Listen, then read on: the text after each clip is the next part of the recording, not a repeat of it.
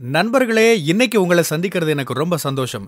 இந்த தளத்துக்கு நீங்க வந்ததுக்கு நன்றி. உங்களுக்காக ஆண்டவர் நிறைய விஷயங்களை வச்சிருக்கிறாருன்றத உங்ககிட்ட பகிர்ந்துக்க நான் விரும்புறேன்.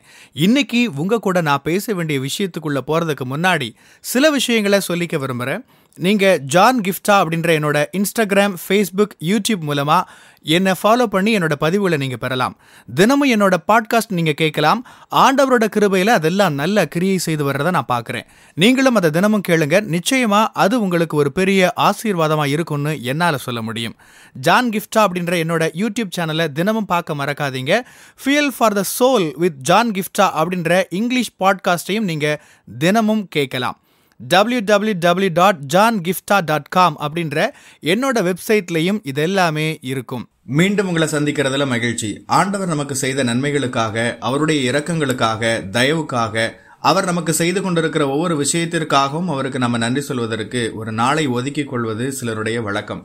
ஒருவேளை நம்ம விரும்புகிறபடி எல்லா விஷயங்களும் நடந்து கொண்டே இருந்தால் ஆண்டவருக்கு நன்றி சொல்வது நமக்கு எளிதானது. உங்களுடைய எதிர்பார்ப்புகளின்படி விஷயங்கள் நடந்து கொண்டிருந்தால் எளிதாக நன்றி சொல்வீர்கள். உங்கள் தேவைகளை ஆண்டவர் சந்தித்துக் கொண்டிருந்தால் நன்றி சொல்வதில் உங்களுக்கு சிரமம் இருக்காது. நீங்கள் ஜெபித்து காத்து கொண்டிருக்கிற விஷயங்களை அவர் உங்களுக்கு தந்துவிட்டால் நீங்கள் நன்றி சொல்வீர்கள். ஆனா இன்னைக்கு ஒருவேளை நீங்க ரொம்ப காலமா ஏதோ ஒரு விஷயத்துக்காக ஜெபித்து கொண்டிருக்கிறீங்க, அற்புதத்துக்காக காத்திருக்கிறீங்க, ஆண்டவரை நோக்கி பார்த்துட்டே இருக்கிறீங்க. ஆனா விஷயங்கள் நீங்கள் எதிர்பார்க்கிறபடி நடக்கல. நீங்க உங்க பிரியமானவங்களுக்காக ஜெபிக்கிறீங்க, ஆனா அவங்களை இழந்துடுறீங்க. உங்களோட வேலையை இழக்கிறீங்க, எதிர்பார்க்கிற விஷயங்கள் நடக்கல, ஏமாற்றங்கள், தோல்விகள், தொடர்ச்சியா பின்னடைவுகள் இப்படியே நடந்துட்டு இருக்குன்னு வச்சுப்போம். இப்படிப்பட்ட சூழல்ல நிறைய பேர் இன்னைக்கு இருக்கலாம்.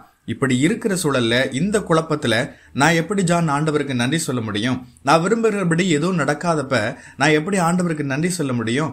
எனக்கு பிரியமானவங்களை இழந்திருக்கிறப்ப எப்படி என்னால நன்றி உணர்வோட இருக்க முடியும்? என் வேலையை இழந்து தேவைகளை சந்திக்க முடியாம போராடிட்டு இருக்கிறப்ப எப்படி ஆண்டவருக்கு என்னால நன்றி சொல்ல முடியும்? விஷயங்கள் எனக்கு எதிராக நடக்கும்போது நான் எப்படி ஆண்டவருக்கு நன்றி சொல்ல முடியும்? இப்படி கேட்கிற உங்களுக்காகத்தான் இன்னைக்கு பேசிட்டு இருக்கிறேன். வேதம் 1 தெசலோனிக்கேயர் 5:18 சொல்லுது, எல்லாவற்றிலேயும் ஸ்தோத்திரம் செய்யுங்கள், அப்படி செய்வதே கிறிஸ்து இயேசுவுக்குள் உங்களை குறித்து தேவனுடைய சித்தமாயிருக்கிறது. நல்ல கவனிங்க, எல்லாவற்றுக்காகவும் ஸ்தோத்திரம் செலுத்துங்கள்னு சொல்லப்படல, எல்லாவற்றிலேயும் ஸ்தோத்திரம் செய்யுங்கள். நமக்கு ஒரு இயல்பு என்ன? நமக்கு ஏதாச்சும் நல்ல விஷயங்கள் நடந்தா, நமக்கு சாதகமா எல்லாம் இருந்தா நன்றி உணர்வோட இருப்போம். எனக்கு பதவி உயர்வு கிடைச்சிருக்கு, நான் நன்றி சொல்லணும். இப்படி ஒரு உயர்வு கிடைச்சதுக்கு நான் நன்றியோட இருக்கணும். ஆண்டவர் எனக்கு இந்த ஒரு நன்மையை ஈவ கொடுத்திருக்கிறாரு, நான் நன்றியோட இருக்கணும். இப்படி நமக்கு நடந்த விஷயங்களுக்காக நன்றியோட இருக்கிறது மனுஷ இயல்பு. மாறாக நாம ஆண்டவர் நம்மளை கொண்டு வைக்கிற சூழல்கள்ல அவரை துதிக்கிறது இல்லை. ஆமா, ஒருவேளை அது எளிமையானதா இல்லாம இருக்கலாம். ஆமா, இந்த வருஷம் உங்களுக்கு ஒருவேளை நெருக்கடியான கடினமான காலமா இருந்திருக்கலாம். திறந்த வாசலுக்காக ஜெபித்திருப்பீங்க, ஆனா எல்லா வாசல்களும் அடைக்கப்பட்டிருக்கலாம். ஒருவேளை சரியான நபர்களை சந்திக்கணும்னு ஜெபிச்சிருப்பீங்க, ஆனா இருக்கிற மக்களும் உங்களை விட்டு விலகி போயிருப்பாங்க. புதிய வாய்ப்புகளுக்காக, உயர்வுகளுக்காக ஜெபிச்சிட்டு இருந்திருப்பீங்க, ஆனா வாழ்க்கை தவறான திசையில, முழுசும் எதிர் திசையில உங்களை நடத்தி கொண்டு போயிருக்கலாம். ஆனா நான் சொல்றேன், அவர் நல்ல ஆண்டவர். உங்களை அவர் மறக்கிறது இல்லை. அவரை தொடர்ச்சியா துதிங்க, நன்றி உணர்வோடு இருங்க. உங்களுக்கு பார்வையை கொடுத்ததுக்காக நன்றி சொல்லுங்க. எத்தனையோ பேர் பார்க்க முடியாம இருக்கிறாங்க, உங்களுக்கு ஜீவனை கொடுத்திருக்கிறார். உங்க தலைக்கு மேல ஒரு கூரை இருக்கிறதுக்காக நன்றியோட இருங்க. குடும்பமா உங்களை வச்சிருக்கிறதுக்காக ஆண்டவருக்கு நன்றி சொல்லுங்க. இந்த வீடியோவை நீங்க பார்க்கக்கூடிய இந்த மொபைல், லேப்டாப் இப்படியான கருவிகளை கொடுத்ததுக்காக அவருக்கு நன்றி சொல்லுங்க. நீங்க பல்வேறு காரணங்களுக்காக சோர்ந்து போய் அழுத்தத்தோட இருக்கலாம். ஆனா நான் என்ன சொல்றேன், எத்தனையோ விஷயங்களுக்காக நீங்க நன்றி உணர்வோட இருக்க வேண்டியதும் இருக்கே, அதுல கவனம் செலுத்துங்கன்னு சொல்றேன். கிட்டத்தட்ட இந்த வருடத்தோட கடைசி பகுதிக்கு வந்துட்டோம். எதுக்காகலாம் நீங்க நன்றி உணர்வோட இருக்க முடியும்னு கமெண்ட் செக்ஷன்ல எழுதுங்க. கொஞ்சம் நேரம் எடுத்து உங்களை நீங்க ஆராய்ந்து பாருங்க.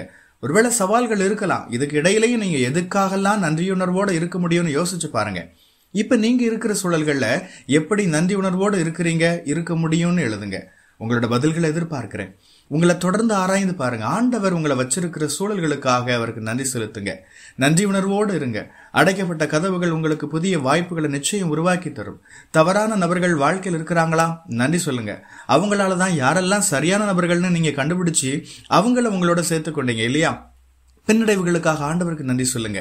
ஏன்னா அதுதான் உங்களை நீங்க எதிர்பார்க்க முடியாத உயர்வுக்கு நகர்த்தும். நியூஸ் பேப்பர்ல முதல் முறையா என்னை பத்தி எழுதப்பட்டது இதே மாதிரி ஒரு நவம்பர் மாதத்துல 4 வருடங்கள் ஆகுது. நான் ஏன் இதை சொல்றேன்னா, நிறைய நேரம் நம்ம வாழ்க்கையை பார்த்து எதுவுமே சரியா நடக்கிற மாதிரி தெரியலையே, எல்லாம் மோசமா இருக்கு, எப்படி நான் நன்றி உணர்வோட இருக்க முடியும்னு தோணும். ஆனா நம்ம திரும்பி பார்க்கறப்ப, ஆண்டவர் எப்படியெல்லாம் நடத்தி இருக்கிறாருன்னு கவனிக்கிறப்ப, சின்ன சின்ன விஷயங்கள்ல ஆண்டவர் எப்படி உண்மை உள்ளவரா இருந்திருக்கிறாருன்னு கவனிக்கிறப்ப, அவர் எதிர்பார்க்காத சூழல்ல நம்மளை பாதுகாத்ததை யோசிச்சு பார்த்தா நன்றி உணர்வோட இருக்க முடியும். எத்தனை முறை சாலையை கடந்து வர்றோம், கவனக்குறைவா வாகனம் ஓட்டுறோம், ஆனாலும் ஆண்டவர் நம்மளை விழாம பாதுகாத்து வந்திருக்கிறார் இல்லையா? எத்தனை பேர் விபத்துல சிக்கி உயிரிழந்திருக்கிறாங்க, அவர் உங்களை என்னை பாதுகாத்து இருக்கிறார் இல்லையா? இப்படி நாம நன்றி உணர்வா இருக்கிறதுக்கு லட்சக்கணக்கான காரணங்கள் இருக்க முடியும். அப்படிப்பட்ட ஆண்டவருக்கு நன்றி செலுத்தக்கூடிய காரணங்களை நீங்க உட்கார்ந்து யோசிங்க. வரவிருக்கிற தேங்க்ஸ் கிவிங் டேல ஆண்டவரை துதிங்க. இன்னும் ஆச்சரியமான விதத்தில் அவர் உங்களை நடத்துவார். அமேன். கர்த்தர் உங்களை ஆசீர்வதிப்பாராக. உங்களுடைய பகுதிகளில் பிரசங்கிக்க என்னை அழைக்க நீங்க விரும்பினா டிஸ்கிரிப்ஷன்ல இருக்கிற இமெயில் மூலமா என்ன நீங்க தொடர்பு கொள்ளலாம்.